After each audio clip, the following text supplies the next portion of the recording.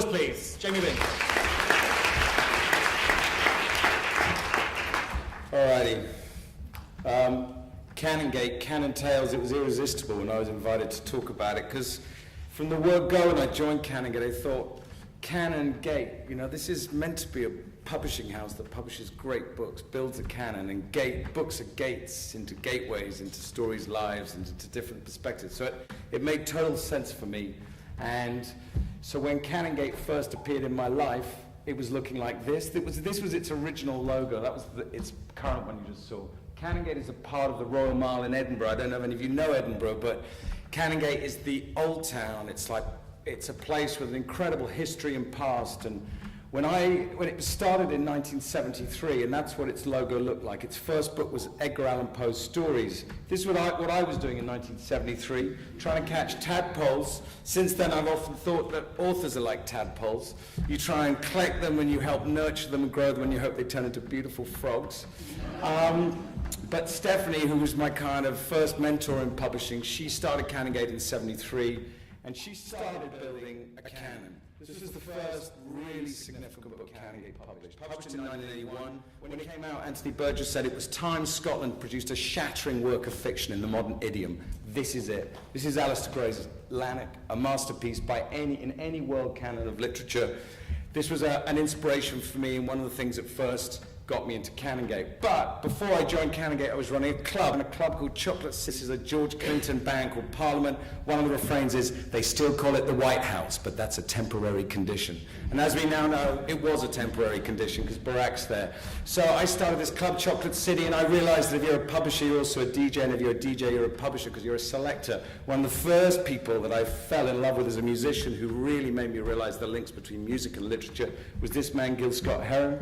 His first album came out in 70. This was Pieces of Man that came out in 72. I ended up publishing Gil Scott-Heron. So actually before I got into books, I was checking out this music, and it all came from my American 20th century course at Edinburgh University. Payback Press was an imprint that I started where we stopped Canongate being perceived as a Scottish canon, because that's what it was to begin with, a Scottish canon. I love Scotland and I love Scottish writers, but I don't just love Scotland and I don't just love Scottish writers. So we started a black canon, a canon of great writers from particularly America. We published Chester Himes, we published Langston Hughes.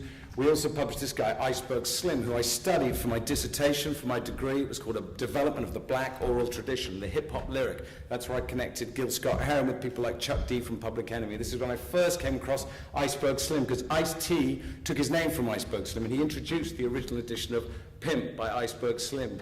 Then we just did this new edition, which Irvin Welsh introduced. Rebel Inc. was this magazine that started in Edinburgh in, I think, 1993. It was where bits of Train Spotting were first seen. It's where Morven Caller by Alan Warner was first seen. Kevin Williamson, who launched Rebel Inc., he loved what I was doing at Payback, so he said, let's start Rebel Inc., an alternative canon. We started publishing books about drugs, books from the left side of life. So we started publishing some of these writers. Actually, this was old school. We went all the way back to Knut Hamsun, the first Nobel Prize winner we published at Canongate. This was a new translation we did originally in 1997 as a Rebel Inc. classic. We started creating an alternative canon with Charles Bukowski, John Fante, Jack London, Richard Brautigan, Jim Dodge. Knut Hamsun was one, and that edition on the right was the last edition one.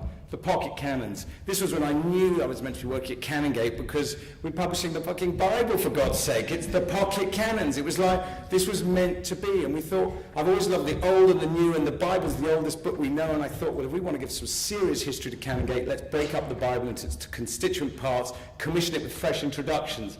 Here were the first 12 books. Actually, these aren't the first 12 books, because this is a mix of the first half and the second half of the series. There were 12 to begin with, 6 old, 6 new. They included like Louis de Berny doing Job, David Grossman doing Exodus, Nick Cave doing the Book of Mark, Dalai Lama doing the Book of Psalms, Will Self doing Revelation, Stephen Rove doing Genesis, Peter Ackroyd doing Isaiah. And the whole idea was to make the Bible new, to change the way people saw it, to create a canon from an old canon. And we made this series that looked old school, but was modern and wild-looking and accessible, and it made people want to read the Bible again, because no one reads the Bible anymore, and it's actually worth reading if you read some of the best books, and if they're introduced by great people who make you see the writing in a new way. Then we did the Scammers Bible, as Howard Marks, as he introduced this great book about cocaine smuggling we published called Snowblind, this was a limited edition we did with Damien Hirst, so we like creating visual canons as well as literary canons. There's a real $100 bill in the middle of each of these books. We only made 1,000 of them with reinforced glass mirror covers. We had a lot of fun, so I gave one of those to the Queen at Buckingham Palace once.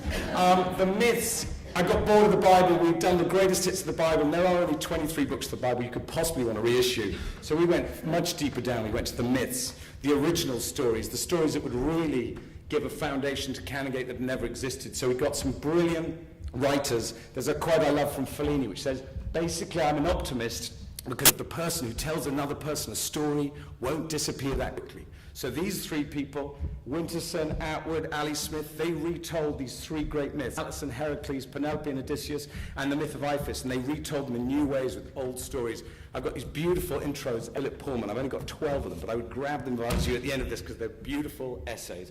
This is the new canon. You've got here Michel Faber, Jan Martel, Scarlett Thomas, Louise Welsh, David Simon, The Mighty Boosh, Kate Grenville, James Meek, Maria Hyland, Nick Cave, Ishmael Kadare, Jeff Dyer.